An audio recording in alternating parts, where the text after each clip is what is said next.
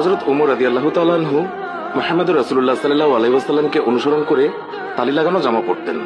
যখন তিনি মুসলমানদের প্রাণকেন্দ্র বাইতুল মুকাদ্দাস জয় করার জন্য বের হচ্ছিলেন, সেই সময় তার পরিহিত জামায় 17টি তালি লাগানো ছিল।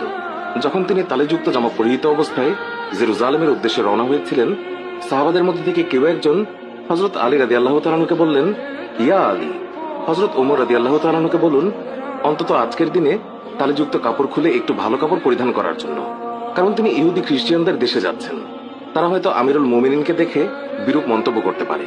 তারা তিরস্কার করে বলতে পারে, মুসলমানগণ খলিফার জন্য একজোড়া ভালো কাপড়ের ব্যবস্থা করতে পারেনি। আপনি খলিফাকে বুঝিয়ে বলুন। সাহাবাদের পিড়াপিড়িতে হযরত আলী রাদিয়াল্লাহু তাআলা আনহু কথাটি বলার জন্য হযরত ওমরের কাছে গেলেন, কিন্তু এমন কথা বলার সাহসী পেলেন না, কারণ হযরত ওমর রাদিয়াল্লাহু তাআলা আনহু তিনি এমনিতেই গরম। তারপরেও এমন স্পর্শকাতর বিষয়ে মুখটাই বা খুলবেন কিভাবে? অনেক চেষ্টা করলেন, কিন্তু কোনোভাবেই বলতে পারলেন না। ফিরে এলেন সাহাবাদের কাছে, নিজের অপারগতা প্রকাশ করলেন। হযরত আলী রাদিয়াল্লাহু তাআলা আনহু বললেন, আমি যখন বলার জন্য তার কাছে গিয়েছি, তখন আমার কথা বলার শক্তি হারিয়ে ফেলেছি। এবার সাহাবাগণ পরামর্শ করলেন, তাহলে এই কথা খলিফার কাছে কে বলতে পারে? সকলেই খেয়াল পেশ করল, হযরত আয়েশা রাদিয়াল্লাহু তাআলা আনহা এবং হযরত হাফসা রাদিয়াল্লাহু তাআলা আনহা বলতে পারবেন। তারা সকলে মিলে হযরত হাফসা রাদিয়াল্লাহু তাআলা আনহুর কাছে গেলেন।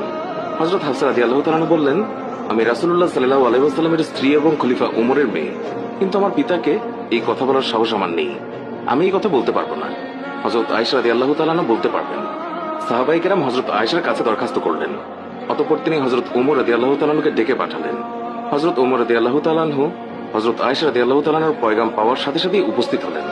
ভারত উপমহাদেশের বিখ্যাত হাদিস বিশারদ শাহ ওয়ালিউল্লাহ মুহাদ্দিস দেহলভী একটি গ্রন্থে লিখেছেন যে হযরত ওমর রাদিয়াল্লাহু তাআলা আনহু আম্মাজান আয়েশা রাদিয়াল্লাহু তাআলা আনহার সামনে দোজানো হয়ে তিনি বসে পড়েন। আয়েশা রাদিয়াল্লাহু তাআলা আনহা বললেন, আমিরুল মুমিনিন, আপনি যেহেতু খ্রিস্টিয়ানদের রাজ্যে যাচ্ছেন, এই জন্য আপাতত এই তালিযুক্ত জামা পরিবর্তন করে অন্য একটি ভালো জামা পরিধান করুন। আম্মাজান আয়েশা রাদিয়াল্লাহু তাআলা আনহার কথা শেষ হতে না হতেই খলিফাতুল মুমিনিন কেঁদে ফেললেন।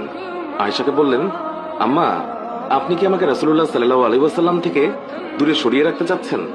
আপনার কি রাসূলের সাথে কাটানো দিনগুলোর কথা মনে নেই, যে দিনের পর দিন নবীজি সাল্লাল্লাহু আলাইহি ওয়াসাল্লাম উপবাস থেকেছেন? 3 দিন পর্যন্ত নবীজি সাল্লাল্লাহু আলাইহি ওয়াসাল্লামের চুলায় আগুন জ্বলেনি। হে আয়েশা, আপনার কি সেই দিনগুলোর কথা মনে নেই যে নবীজি সাল্লাল্লাহু আলাইহি ওয়াসাল্লাম তালিযুক্ত কাপড় পরিধান করেছেন? আম্মাজান, ওমর এই ছেঁড়াফাটা তালিযুক্ত পোশাক পরে যে স্বাদ অনুভব করে তা বোঝানো সম্ভব নয়। ওমর আর অন্য কিছুতে এমন স্বাদ অনুভব করে না। সিরাতের কিতাবসমূহে লিপিবদ্ধ হয়েছে যে খলিফা হযরত ওমর রাদিয়াল্লাহু তাআলা আনহু